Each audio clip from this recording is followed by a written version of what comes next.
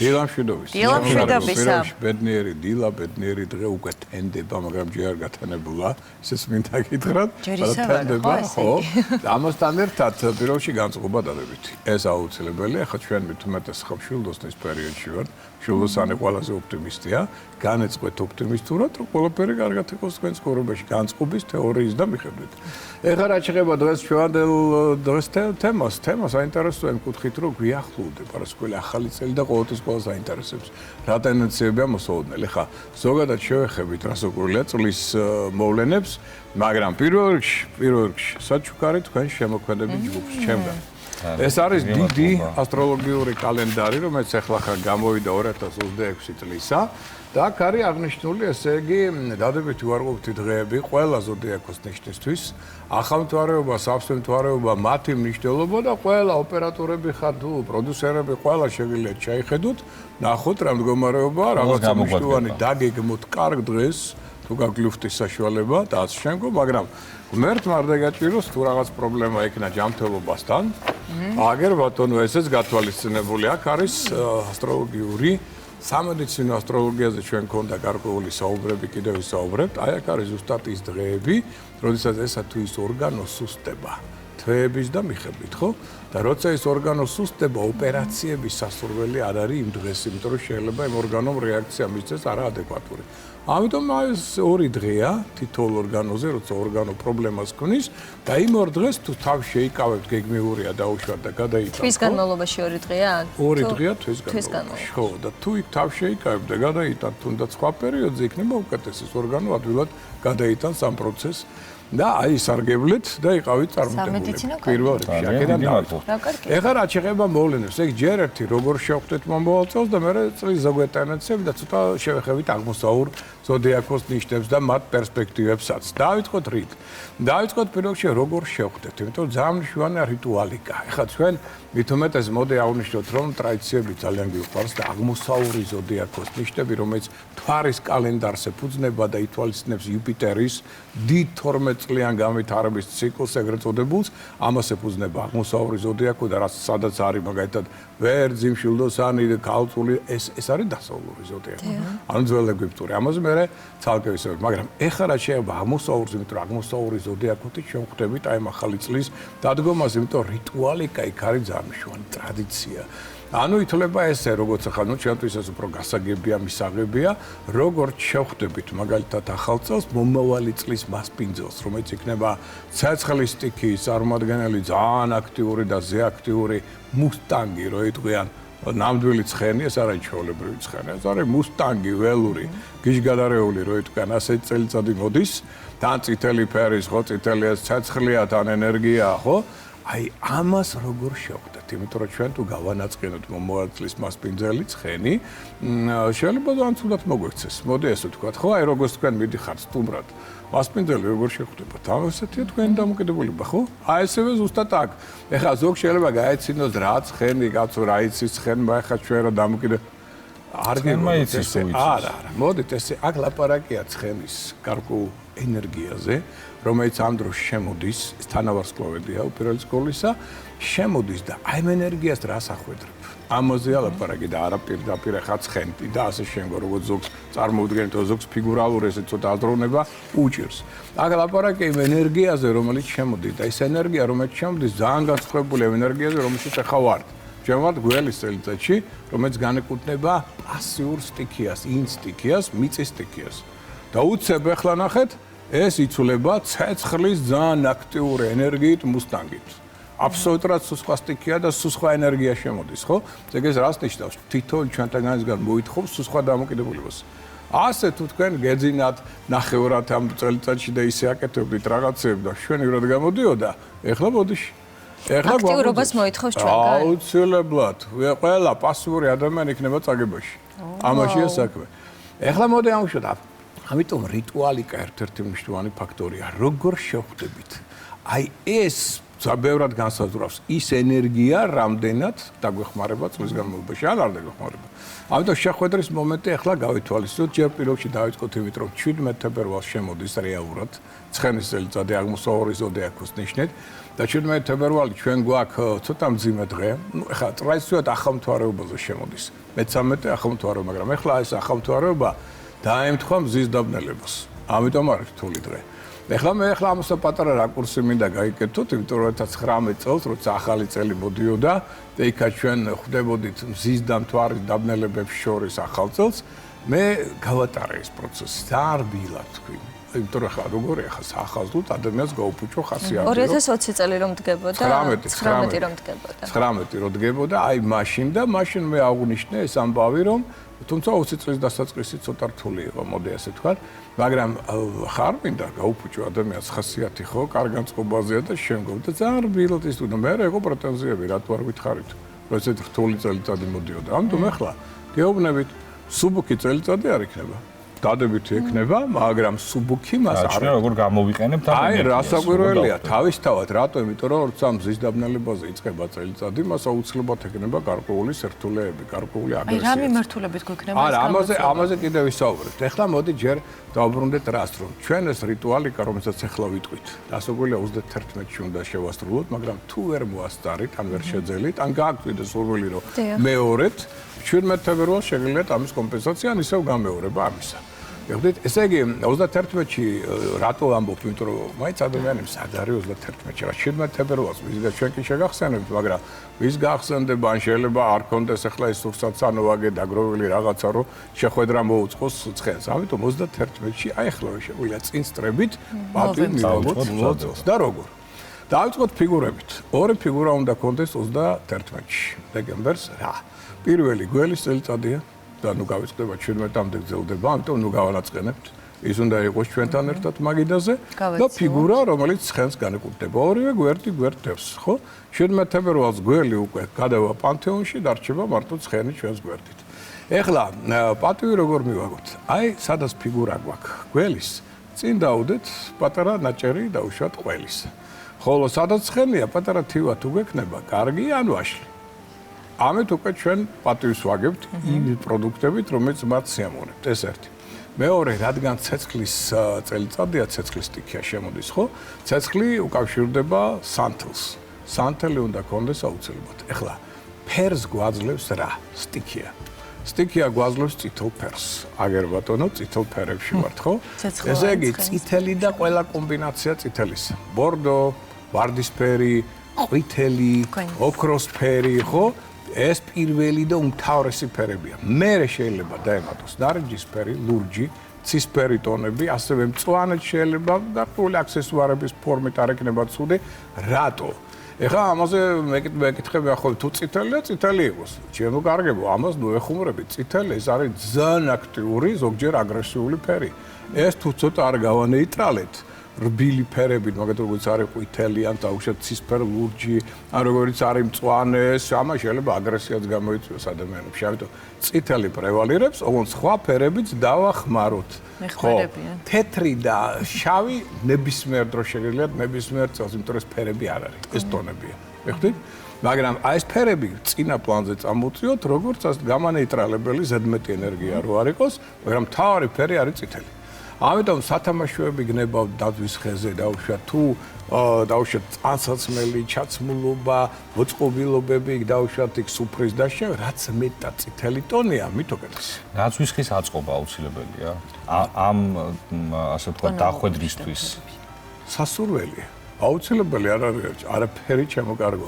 სასურველი. ნახეთ თუ ვთქვათ ცხენს და გველს ის ასე ვთქვათ წინაპირობა შეუქმნით, რომ კარგად დავხვდით. მაგრამ ნაძვის ხე არ გვაქვს. ეს შეცვლის რამეს, იმიტომ რომ მე არ მაქვს. მე არ მაქვს და ეს აფიქრალი მაგი ახლა რადიკალურად არაფერს არ შეცვლის, რასაკვირველია, მაგრამ ნაძვის ხე თვითონ რა არის? ნაძვის ხე არის ხვავის და ბარაქის სიმბოლო. ეს არის. შენ ესე პატარა ნაძვისხერო იყო ზომას ხო არა კი ბატონო არა თავარი ეს სიმბოლო იყოს ხვავის ბარაკის აი ჩიჩილაკი რატო გამოიყენებოდა რატო უნდა იყოს ასე ჩიჩილაკიც ამის ზუსტად აი ეს პროდუქტები იყო სხვათა შორის ამ ჩიჩილაკს ხო რაღაც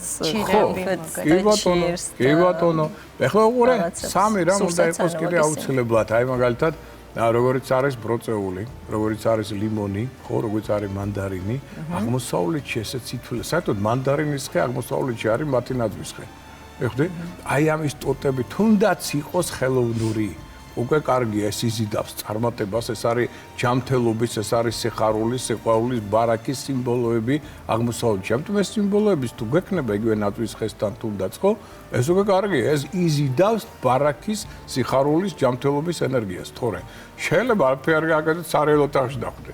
კი ბატონო, როგორ არის? პრობლემა არ არის, მაგრამ შენ ამით უბრალოდ აძლიერებ ამ დადებით ენერგიებს, ამის გარდა გაითვალისწინე წმინდა მორალური ფსიქოლოგიური მხარე. იხარია. ნაძვისხეზე საუბრობთ. რა ტონალობებში უნდა ავაწყოთ ნაძვისხე, რას გვირჩევთ? გასაგველა ეს ტონები, რომელიც ახლა აღნიშნეთ, ხო, ეს ყველაფერზე აქტუალურია. წინა პლანზე პრევალირებს წითელი და დამატებით იმ დანარჩენ ტონებისა, ხო? ეს ერთი და იგივეა. ეს აბსოლუტურად ყველაფერს ეხება. ბატონო მიხეილ, რაღაცას გკითხავთ. ფსიქოლოგებიც, ეზოთერიკოსებიც ყოველთვის აღნიშნავენ ხოლმე, რომ თუ კი ჩვენს სურვილებს ვაქცევთ მატერია და ანუ დავწერთ ფურცელზე, ეს გვეხმარება იმაში, რომ ეს სურვილები წლის ბოლოს შევასრულოთ. აი ამ შემთხვევაშიც თუ მოქმედებს ეს. მაგამდე მივალთ, ოღონდ ეს იმ ადამიანებისთვის არის, ვისაც სუსტი ასე ვთქვათ, მენტალური გონი აქვს მათთვის. ვისაც ძლიერი მენტალური გონი აქვს, იმას შეუძლია თვალი დახუჭოს და ისეთი ძლიერი ენერგია გაუშვას, რომ ის რეალიზაციაში მოვა. მაგრამ ვისაც სუსტი აქვს, იმათ დაწერა ჭირდება. ამას აღნიშნავთ ახლა როგორ და რისთვის. დავიწყოთ მოდი იმით, რომ ახლა სანთელი ავანთეთ, როგორც ცეცხლის ტიპის წარმომადგენელი ნიშანი, ამ ფიგურებს შორის და ამ სანთელთან ახლა ჩვენ გვაქვს გარკვეული საუბარი. 9 საათით ადრე დაწყებამდე ახალი წლისა თქვენ რა უნდა ქნათ? ჯერ პატივი მიაგეთ წინა წელს. ცუდი იყო, კარგი იყო, ცუდი თუ იყო, რაღაც ცუდი წაიღო. თუ კარგი იყო, ხო, მადლობა მას. მადლობა გადაუხადეთ წინა წელს. ეს რიტუალია, აღმოსავლური ძალიან მნიშვნელოვანი, ხო? დადგა ახალი წელი, სანთელი გვინთია. ერთი ცალი ოღონდ, რატო ნუმეროლოგიიდან გამოდის? 2026 ჯამში გვაძლევს 10. 10 არის 1 + 0. ანუ ერთიანი, ხო? თუ ერთი ცალი უნდა იყოს, თუ გინდათ ყვითელი იყოს, ყვითელი თუ არა გაქვთ ყვითელი სწავა. და დაიწყო ახალი წელი, მიულოცეთ ერთმანეთს და აი ამის მერე იხელთეთ დრო. ცოტა ხანი ჩაუჯექით, შეხედეთ ამ სანთელზე, თხოვეთ. ერთი განსაკუთრებული საკრალური სურვილი რა გაქვთ? რა გინდათ რომ მოხდეს მომავალ წელს? ცეცხლის ენერგია, ცეცხლის ენერგია გადამტანია მენტალური ენერგიისა. ეხდით, ამიტომ ესაუბრეთ მას, ნუ გეგონოთ ეს, ნუ გეგონებათ რომ ეს ხო რაღაც სათამაშოა ბავშვური არა. ძალიან ძლიერი ენერგიები მიდის და რატო იყენებს ეკლესია? სწორედ ამას არა მარტო გამწმენდია, არამედ ენერგიის გადამტანიც არის, ხო? ლოცვა რატო ხდება ამ დროს? შეგვიძლია ლოცოთ კიდეც და ისეთ ხოვოთ. კი ბატონო. ეხლა კარგი. აგერ ბატონო, ფინანსური ბარაკა ბევრს აკრავს, გასაგები. 1 ლარიანი რკინის, ხო? გვაქვს და რას ვაკეთებთ ამ 1 ლარიანით? ეს უკვე მიდის ფინანსურ წარმატებასთან დაკავშირებული. 1 ლარიანს ვდებთ ზუსტად ამ სანთელსა და ფიგურებს შორის. ცხენის და დაუშვათ გველის ფიგურებს შორის. და ამის შემდეგ რაც საერთო სურვილი ჩაუთქვით, ეხლა გაქვთ საშუალება ფინანსური სურვილი ჩაუთქვათ 1. რა გინდათ რომ მოხდეს მომავალ წელს? 2 ლარიანი რო დავდოთ და 2 რო არა. არა, ორის დრო მოვა გაისად იმის იქით 2027-ში. ეხლა არის 1, ამიტომ მივყვეთ წესებს, როგორც არის, ხო? მაგრამ შენ გექნება ამის კომპენსაციის საშუალება, ეხლავე გეტყვი როგორ. ეს 1, ეს საერთო სურვილი, ხო? ოჯახის სურვილი. მოდი ესე დავარქვათ. ეხლა ცალკე რას ვაკეთებთ? მithumetos თუ ხდებით სახლში, ხო? თებში გვიდევს წინ. თებშის ქვეშ თითოეულმა წევრმა ოჯახისა ასევე შეიძლება ჩადოს 1 ლარიანი. ხო? და რას ვაკეთებთ? ну, რასაკვირველია, ტრაპეზი გვაქვს, საუბრობთ, იქ ერთმანეთს სადღეგრძელოს ვეუბნებით და ამ დროს ჩაუთქვით. აი, რა გინდათ მოხდეს, რომ ის 1 ლარიანი გახდეს, თავშად გაცლებით მეტი თანხის მომტანი მომავალ წელს. აი ეს კიდე ერთი და იმ ლარიანებს რას უშვებით, როგორც იმას, რომ მეც სანთელთან დევს, ასევე თქვენი თებშის დევს, ქვეშ რას დევს, აი ამ ლარიანებს დილით უკვე აიღებთ და ჩაიდებთ საფულეში. დაატარებ მთელი წელი. მეგობრებო, აი ეს მნიშვნელოვანი ფაქტორია. ეხლა მივადექით უკვე ამ ფაქტორს. ზეგი რას ვაკეთებთ ახალი წლის დადგომის შემდგომ? თქვენ შეგიძლიათ ჩამოწეროთ თქვენი სურვილი. რა გინდათ რომ მოხდეს? თუმცა იქამდე მინდა ერთი რამ ცოტა წინსწრებით გეტყვით, მაგრამ ალბათ შემდეგ გადაცემაზე ამასაც შევეხებით. ეხლა ჩვენ გვაქვს ძალიან მნიშვნელოვანი 21 დეკემბრის რიცხვი. 21 დეკემბერს პორტალი იხსნება სამყაროში. ძალიან დიდი ენერგია მოდის, ეს არის მზებუდობა ზამთრის. აქაც შეგვიძლია ჩვენ სურვილები ჩამოვწეროთ. თუმცა მე შეგვიძლია 31-ში გავაკეთოთ უკვე პირველში რომ გადავალთ აი ამ დროს. აღონ სურვილები იწერება როგორ? რომ შენ გაქვს. მე მინდა არა, შენ გაქვს. მე მინდა უკვე კითხვის ნიშანია და რაღაცას ცოტა ეჭვგეპარება. ან იქნება არა. ახლანდელ დროში. ახლანდელ დროში, მიხვდით? აი ესე ჩამოწერეთ ეს ფურცელი და შეინახეთ. მომავალ წლამდე. მიხვდით? ეს იმუშავებს, იმიტომ რომ აქ თქვენ კონცენტრირებას ახდენ წერით. ეს რიტუალი ჩატარებული მაქვს რამდენჯერმე და რამდენჯერაც აი ეს სია შევადგინე, იმდენჯერ ახდა ოღონდ რაღაცა რეალობის ფარგლებში იქნება წერილი და არა მაგრამ თუ თქვენ გაქვთ დაწერილი წინა წელს, ბავშვად, ესეთი რამ, ხო? აი ახლა სანამ დადგება 31, სანამ დადგება ახალი წელი, ის უკვე უნდა დაიწყოს. მიხვდით? ის გაისტუმრე და უკვე ახალი უნდა შეიქმნას, ხო? აი ეს რიტუალები აუცილებლად ჩავატაროთ. კერძი ნებისმიერი პრობლემა არ აქვს ცხენს და ნაცხრებიდან დაწყებული გოსინაყები და ეს ჩურჩხელები თავისთავად ეგზოტიკური თუ გნებავთ ეგზოტიკურსაც მიირთმევს. ხილი, ბოსტნეული ძალიან უყვარს უნდა იყოს, კარგი თავარი არ იყოს ცხენის ხორცი. რომელსაც ზოგჯერ ქვატენიან როგორც სხვა ხორცს, მაგრამ ეს არ უნდა იყოს. იმიტომ რომ იმას ვინც ეს გააკეთა ძალიან ცუდი წელიწადი ელოდება ეს კარგად ახსოვს. ზოგ ქვეყანაში დელიკატესია და ამას მიირთმევენ. მაგრამ კატეგორიულად ეხლა არა ვაფრთხილებ ყველას, ხო? 31-ში ნუ დავახვედრებთ. ეხლა კიდე ერთი მნიშვნელოვანი რამ. რა არის ეს? ნალი. ხო? ძალიან მნიშვნელოვანი ნალი. რატო? თქვენ იცით ახლა ადრეულ პერიოდში ადამიანი ავად ხდებოდა, არა მარტო სახლთან კი არა. სახლთან ხო იყო თავისთავად. სახლთან რატო იყო ის ხო დაცვა ავითვალისგან, ხო? მაგრამ ადამიანი ავად რო ხდებოდა, აი უკან აი ესე მიუდებდნენ ხოლმე, ან მიაჭედებდნენ სადაც იწვა. თუ ძალიან მალე ხდებოდა გამოჯამთელება. ერთ-ერთი ჯამთელობის ძალიან სერიოზული ფაქტორია. ერთი. მეორე, ხვავის და ბარაქის სიმბოლო.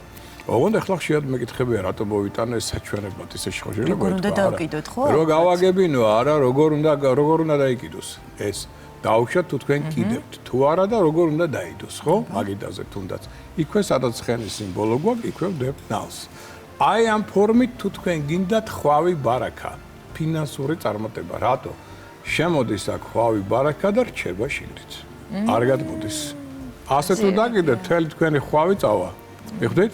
მაგრამ ახლა მეორე ვარიანტია შე რაღაც ორი რო გიყვარს და ორი გინდა არის ვარიანტი რომ ორი ნალი კონდეს რა სახით უყურე ასე თუ გვექნა აი ამ ფორმით ხო ეს რას ნიშნავს სულიერ სიმშვიდეს გაძლევ და ოჯახურ სტაბილურობას ეს გვაძლევს ხვავს ბარაქას ამიტომ აქ შეგვიძლია უკვე ორი ნალი გამოვიყენოთ ერთი ესე ხვავი ბარაქისთვის ერთი ესე შინაგანი სიმშვიდეს. ან 4 ზოგს მარცხნივ ექნება გახსნით, ყველა მხრიდან რაღაცას მივიღო.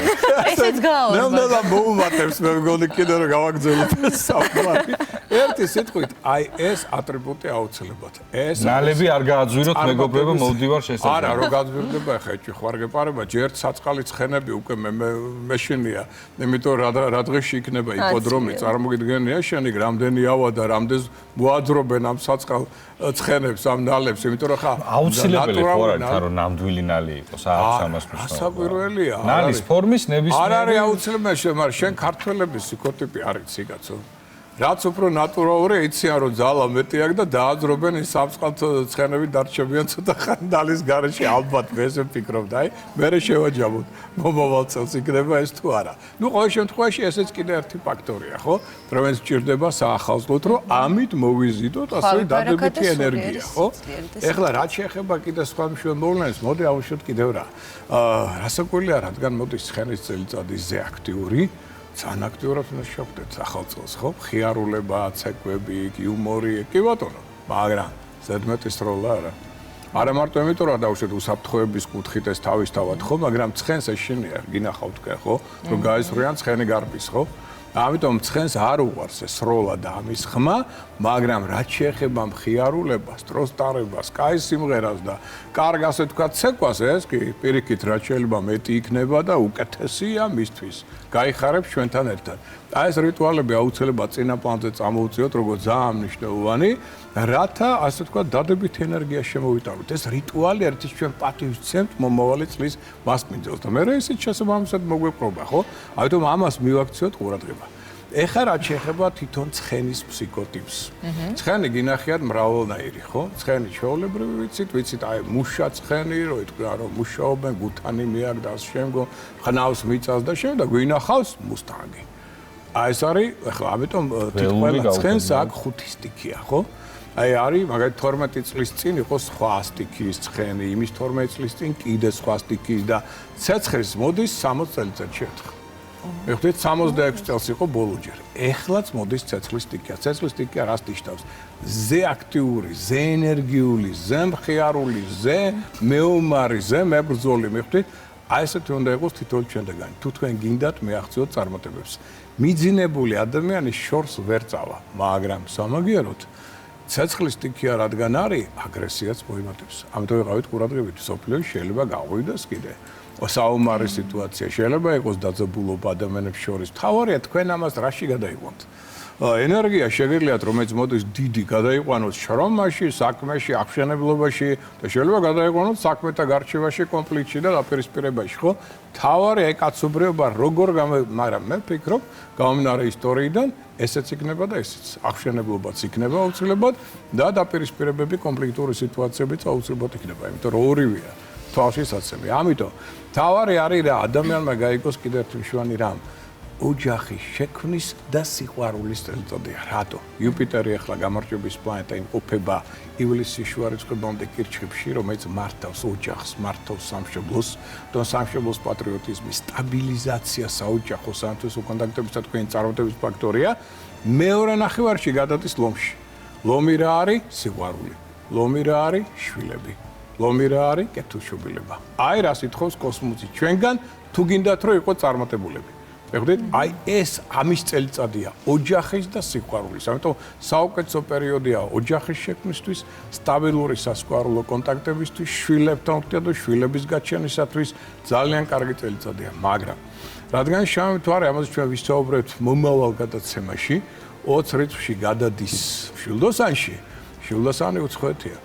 ამიტომ უცხოეთთან კონტაქტი მოითხოვს განსაკუთრებულ სიფრთხილეს, რაზეც ჩვენ ცოტა მოგვიანებით კიდევ ვისაუბრებთ, იმიტომ რომ შეიძლება შეხვდეთ ავანტიურისტ, მათყუარ ადამიანებს და სხვა სახის პრობლემებს და რასთან იქნება ეს დაკავშირებული, ამას ჩვენ კიდევ ვისაუბრებთ. სუსტება მომავალ წელს ღვიძლი, ნაღვლის ბუშტი. და უკვე სექტემბრის მეორე ნახევრიდან ძლოვანი სისტემა ხერხემალის სახსრები. ამასაც მეაქციოთ ყურადღება.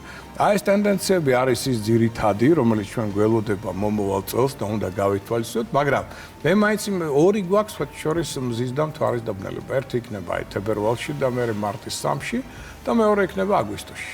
ორი. ამ ხრივ ეს კარგია, იმიტომ რომ ზოგჯერ არის დაუშვათ იქ 6-მდე ადის ხოლმე მზის და მთვარის დაბნელება და ის წელიწადი განსაკუთრებით ძიმია. ამიტომ ამ ხრივ ცოტა დაგვინდო სამყარო. მე მაინც მიმაჩნია, რომ თალიანობაში მაინც წელიწადი უნდა იყოს კარგი.